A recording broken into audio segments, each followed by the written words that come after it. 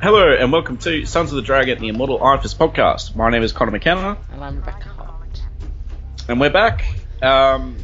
So I looked at my billing and stuff, and if things don't change or I don't get lucky or whatever, then we're gonna have to put the show on hiatus probably around the 23rd of the month, which means we'll be able to get another episode out after this. So, correct. But yeah, I think everyone understands that now are not good financial times for anyone, and we'll do our best.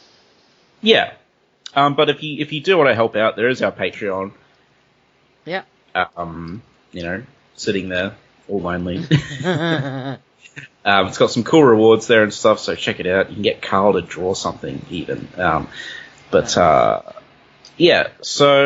today we are back to Power Man and Iron Fist, and we are up to issue 72. Yes, just pre-ROM. Just pre-ROM. The apparent legendary ROM issues. It's pretty good. I've had to cover it for something else, for a podcast I guested on years ago. And they got me all the ROM issues as well, so I read the whole thing. So it is pretty good. Yeah. Well, but we won't do it without Carl, so I don't know when we're going to do it. So if we do another episode, it will be another... Maybe I'll select something. Yeah. We'll see. Yeah, we'll figure something out. Don't worry. If you've got any suggestions, you know where we are. Yep. Yeah. So, this issue, number 72... I'll just read out the credits. It was called Paper Tiger. Interesting. Yeah, that makes sense. Yes. Yes, yeah. And it is written by Mary Jo Duffy. Penciler is Kerry Gamble. Inker is Ricardo Villamonte. Colorist is Christy Shield. Letterer is Irving Watombi. And editor is Dennis O'Neill. Yeah. And the cover artist is, again, Frank Miller. One of his better covers for the... Yeah, definitely, for sure. Yeah.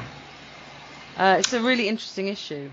I enjoyed it. I think it's exactly the kind of issue I would have wanted them all to be, if that makes sense.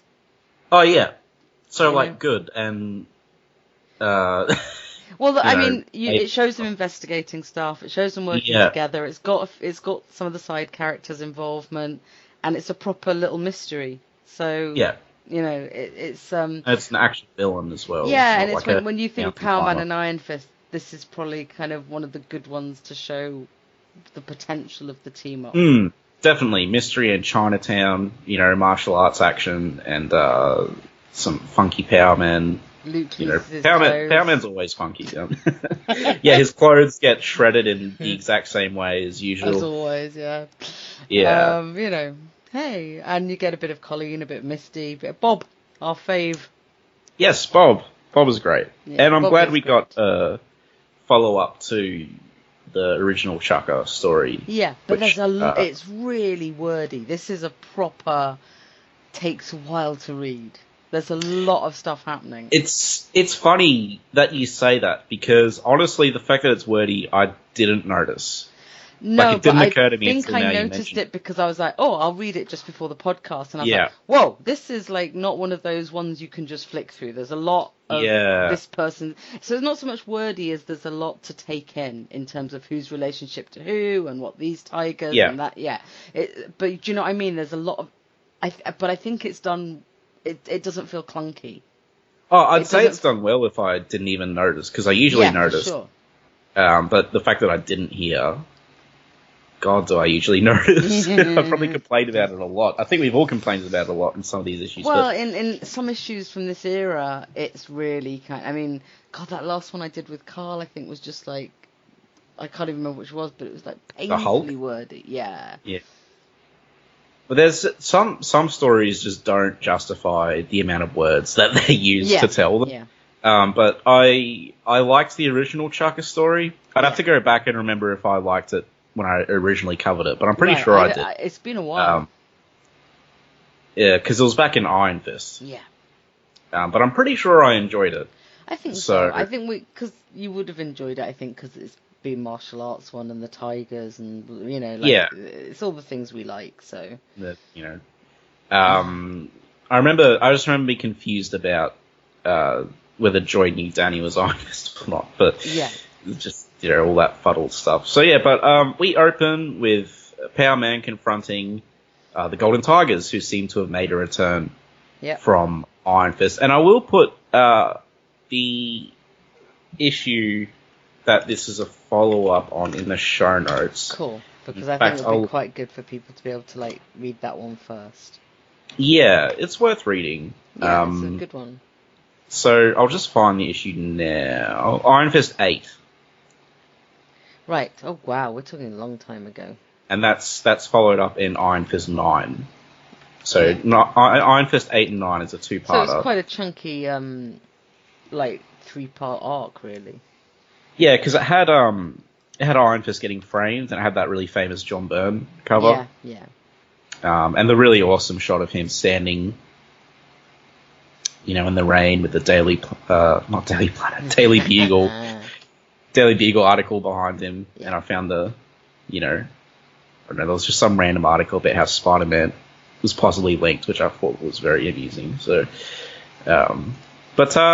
so Luke's confronting the Tiger Gang. They fight because Luke's working for some company that wants him to get rid of, because all their tenants and stuff are being, menaced, essentially terrorized by these tigers. The usual gang stuff, muggings, security, stuff like that. Yeah. He's doing a bit of his hard man act, which, needed. I really liked the bit where he does bluff. And he's you saw what I did to these guys for just attacking me. What do you think I'll do? It's nice because you don't always get to see Luke do that. They quite often just have him just wade in and do something dumb. And this is him no, let's not do this always. Pretty much using his... using a bit of tactics, so... Yeah. But yeah, he frees the old guy. Oldish guy. Yeah. And then we cut to our friend who used to be Chaka, who's currently in prison, although he may still be Chaka, who knows. And he is the brother of Robert Howe, who has been a bit of a side character. He's current district attorney. Can't remember if he pops up in other comics. I don't think so that I know of, but that, you'd have to be really well read to, or look it up on some random wiki. But so, Danny's standing guard. Yeah, he's outside. Good boy. He's looking very on duty there, though, isn't he? He's looking like if you could stand to attention, Danny's standing to attention. Yeah. And you get the flashback to the old Chaka episode, so you can, for those who hadn't read Iron Fist, it'll be enough of a. This is the interaction. This is how he knows. Yeah. Them, blah blah blah. Robert Howe was actually in the Iron Fist TV show. Yes. Which is cool. Yeah, I like how they pull on little things like that. Yeah, I think it was season 2, but sorry, continue. I'm just doing some. No, I was just saying. So you get enough of a flashback, so you know what's going on, and the guy going, so you get to see him being put in prison, and then you go back to the two brothers talking, and then he comes out and says, "No, I think my brother's telling the truth, Iron Fist. He's not Chaka." Yeah, the brother is very humble and stuff. As for the artwork, it's good. It's Kerry Gamble who's the regular. It's pretty serviceable. Penciler. It's got some nice backgrounds, some nice detail. It doesn't seem to be cutting back too much on detail to get the action in, which is kind of nice. And then we go back to the Heroes for Hire lounging office. Yeah, although I will mention we do get a flashback, which is actually detailed enough that without me having to it's a go back and flashback. reread the issues. I think they're kind of assuming that people won't go back. Probably because at the time the issues were out of print and blah blah blah. Yeah, there's enough of a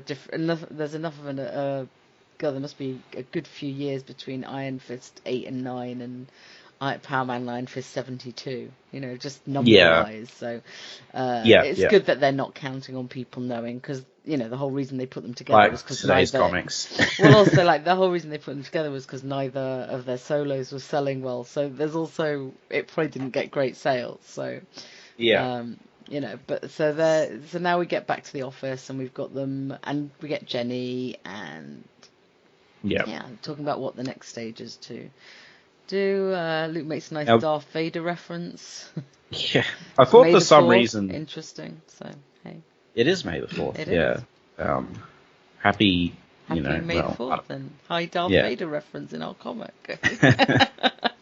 So I felt a bit odd that Luke suspected that the people who hired him might be behind the Tigers. I think it's probably happened a few times to them. So. That's true, but he did get hired to stop the Tigers from harassing their tenants, so it wouldn't make much sense. But then him and Howard do not seem to get along. No, but a lot of it seems to be over the prison thing.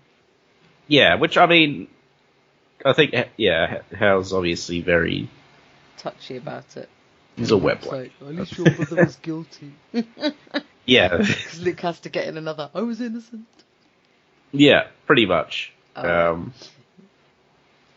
then Danny has to make peace. Break it up. Yeah.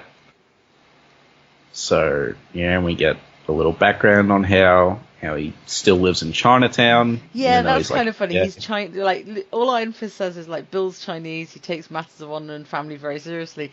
And then Luke goes, Jenny, Chinese. You mean he lives in Chinatown? Okay, Jenny.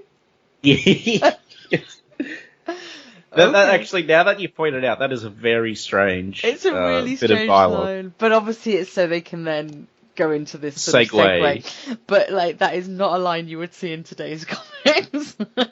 It doesn't even make any sense. It doesn't make any sense. It's no, all Chinese people have to live in Chinatown. No. Yeah, what is this? The 20s or 1800s? It's not ghetto, yeah.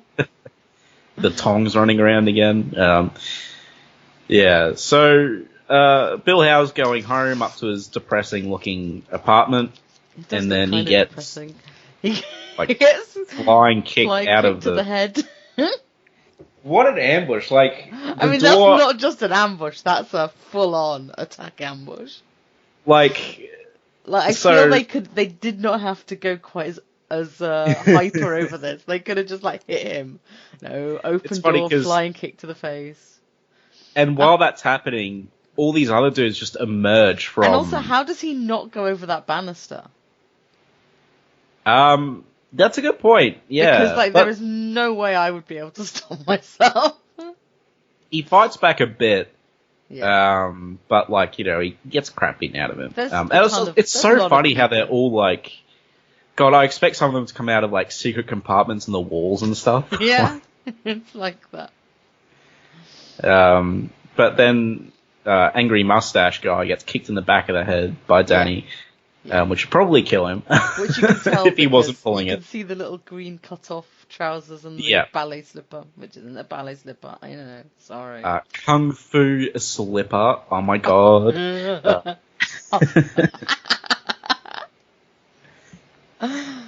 So they're lucky that Jenny got worried and suggested he made it home safely. Yeah, because now she's worked out it's Chinatown, she realises it's dangerous. Forget it, Danny. It's Chinatown. Yeah. I'm sorry, I couldn't resist. You have to, really.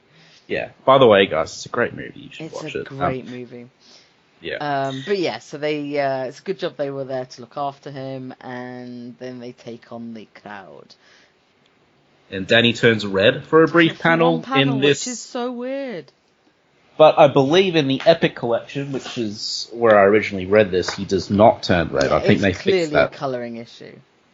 It's crazy how many colouring issues they have. I don't understand. I wonder when the directive went out that Danny was going to go into a red suit, and if this one got confused. Yeah, he's green in the comic, and the other guy is also colour appropriate as well. He's wearing this purple jacket. And then all of a sudden, this one panel has them both in red, all in red. So yeah, everyone was kung fu fighting except for Luke. He's and carrying then people under his arms and stuff. we get a big kathum. It's just like explosion, and then we have I Am Chaka. Chaka with his Kirby dots. And it's a pretty awesome intro, actually. He's spinning his triple iron above his head. It's causing some sort of energy. I can't remember if the old Chaka's triple iron was supercharged. No, I can't remember either, but it's definitely this like one I said, is. It's surrounded by Kirby dots, and it's he looks pretty cosmic, actually. Yeah, and this Chaka's more in red than the other one. Yeah. And I'm not sure if that's deliberate or not. We but get a Holy Christmas. He's a lot more intimidating than the other Chaka, I think. I think so. It certainly looks more muscular as well. Definitely, yeah. Luke jumps in the way, gets whacked, and his clothes fall off. Yeah, like... His shirts fall off, sorry. I should say. Like, he does keep his trousers on. I mean, by logic, his trousers should fall off as well. We won't go there. No, I'm glad they didn't, so it's fine. It's funny, though, because it's like... It's funny because like until you look at all the comics, you don't really realise just how often it happens to him, but it happens all the time. It's like, was there like a Power Man and Iron Fist Bible that meant like at least one in every 2 issues, Luke Cage's shirt has to come off. Has to come off in some strange way, because clothes the do ladies not love work Luke. that way. Like clothes just don't work that way. They don't. And I mean, I guess the supercharged energy thing, whatever. Yeah, whatever. It does lead Luke to think, what are those things charged with? Clearly clothes destroying. So then Danny confronts Chaka. Yeah. But Chaka and then Chaka leaves. Goes. Yeah. He's like, brave words, you wuss, and then he like runs off. Oh, speak to you again someday. But we know he says, I know of how you defeated my predecessor. Yeah. So, not the same guy, probably. Yeah. And then they get, was it William back? Yeah, Bill. William back to bed. And then we go and we come to a cool scene Danny's in house. Danny's luxurious brownstone, which I wish I had. That looks a lot like his old house in the TV show. I think they did well. Because I remember Joy moves in to his house. So he's sparring with Bob Diamond. Bob manages to throw him. Yeah, and Bob's like, well, you got something on your mind, because usually I wouldn't be able to do that. And then we get a bit of background on the Sons of the Tiger, because again, people might not know. Didn't they break up over a girl? It's just like the Beatles. Yeah, pretty much. And it was the girl on the picture, I think, which sounds really like I was, But yeah, come on, guys. So he decides that they're gonna go visit this karate school, and someone taps Bob on the shoulder, and he lashes out, and it's Colleen, and they have a little bit of a fight. Well, Colleen's like, Bob feels really bad, and Colleen's all pissed off, which is like fair enough. Like if you get sweet, your adrenaline's running, and then she kicks crap out of him because he's just like, Misty recognizes it for flirting, as it is. Well, I don't think it's intentional flirting. No. No, I don't think it's intentional, but it's just like, but Danny does do, I don't get it. Like, they're both friends. And she's got the little thought bubble. It's obvious to me, sugar. It's flirting. But we won't see that pan out till later. Yeah. I wish there was, like, Colleen's in my dojo, but there's no women in my dojo, so. So... will they be an item? Who knows? Where is Bob? Bob needs to come back. Well, I mean, Iron Fist needs to come back too, really. But Bob would be nice too. Yeah, so that's the only appearance of Missy and Colleen in the issue, and Bob too. But so Luke's doing he's stalking the Golden Tigers around Chinatown, and Danny's signing up in classes at the martial arts school. Yeah. Kung Fu, karate, just all the rage back in the 70s, obviously. He's pretending to be a newbie. Yeah. Which I find amusing. And,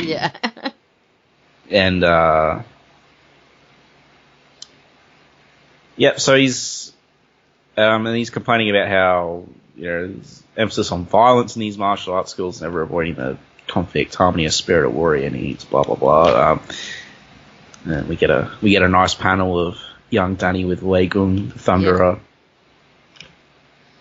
I think awesome. I think a lot of this is to seed what's going to happen in like issue 75 and that. So close. I know we're getting back. So a bit of a flashback to Kunlun there. So you know who some of the players are. Danny notices one of the particularly talented students called Kevin Chang. Yeah. Who asked him out on a date. You're really very good. So he asked him if he wants to go grab a cheeseburger sometime. Yeah. But I love how they're just at, I don't know what, I think this is judo. This is where he's at. I think but I love how they just did martial arts just to work out, hey, let's get a greasy cheeseburger. And then the Golden Tigers turn up and refer to Danny as a rich Anglo. Yeah. Just full on screw this Anglo. Kevin's like, it's okay, he's my friend. And they're like, we're your friends. If he wants to get home safely, he's gonna have to pay. Danny's like, make me. That's what Danny disobeys the cardinal rule of getting mugged, even if you're a martial artist, is that you usually just give them the money. Yeah, for sure. Like a friend of mine. Especially when there's 10 of them. Yeah, a friend of mine was black belt. Well, probably still is a black belt, but at university, and broke someone's arm when they tried to mug him and got into trouble over it. Oh, really? Yeah, he got pulled in for whether he could have tempered his attack. Oh, that is so dumb. He was fine he was fine in the end, but it was really this awful time when somebody who's really good guy gets into trouble for something like that. Yeah. And everyone kind of pulls around, and I just I remember we were once driving somewhere with him, and we stopped at some garage to put petrol in, and all these guys came up and started yelling at us through the window. I don't even know why they were trying to attack us, and I'm like, he's got a black belt, we're fine, and he's just wind up all the windows, lock the doors, and then just drove off, and I was like, yeah, I guess it's not a case of could you take them, but why would you want to? Well, it's also a case of if you're outnumbered, you probably can't. Yeah, unless you're really good black belt. And also he's not there fighting usually to protect 3 other people in a car. Yeah. So, what was he a black belt in? Do you know? I think karate. Okay, yeah. I mean, it's so dumb that he would get in trouble for breaking a mugger's arm. It was so bad because he was we were all so young. He was 19. And a group of people mugged him, and he just, and it was just one of the worst times, was waiting for him to have all the police interviews and that, and knowing that we're at a good university, he doesn't want to get kicked out, and it was awful, but it was the first thing that really brought it home to me is that even if you're able to, perhaps the best bet is to just say take the money. But Danny, no. Danny's flying kicks, and his suit changes colour as well from green to brown. Yeah. So, he starts fighting. And Luke finds them. I guess he's patrolling Chinatown. It's not that unusual. Yeah, because it does make point. Even the greatest warrior of Kunlun may be overwhelmed, as the lion is overwhelmed by jackals when the numbers are great enough. So yeah, Danny's pretty much too outnumbered. There's too many people. Can't. But it's alright, because Luke's here, and he is ready to even the odds a little. Yeah. And as he's doing that, again, he gets zakowed by the new Chaka. Oh, look, here's Danny's clothes falling off, but this time it's just his suit, and he's got his Iron Fist outfit, complete with crazy collar, under his normal suit. Yeah, they just because he went to the judo. So let's get this right. He went to judo. He changed, presumably after judo, into his Iron Fist outfit and then a suit, and somehow still hid that collar. But that's okay. Yeah. There's a little bit of magic realism going on, but he's in his. At least we don't have to see him in Luke position. His suit is shredded. Yeah, so then he challenges Chaka while Luke's just face planted on the ground. Shirt off again. By the way, Chaka wrecked Luke's shirt again. Poor Luke getting just smacked around in this because it's Iron Fist story. Yeah. But because that thing would have to be extremely tough to take out Luke like that. Yeah. So Danny's challenged Chaka to an honorable fight, which of course, like, he puts away the triple I and then he just pulls out a bunch of shuriken. He's like, they're in almost every martial artist arsenal, and I would just like to say that they're not. They're not in, like, any martial artist arsenal, really. They're in every martial artist whatever, but only in Kung Fu comics. College. Yeah. So, Danny blocks it with a bit of wood, and Kevin is like, hey, Powerman, you gotta get up, and then Powerman's like, hey, he said he wants to do it, so, which is true. The same thing happened with Danny fighting Davos, I believe. Spider-Man didn't interfere because Danny wanted to fight Davos by himself, so, it's a pretty good fight, actually. We got blocks and punches and kicks, all sorts of stuff. Hook kick even, which is pretty cool. And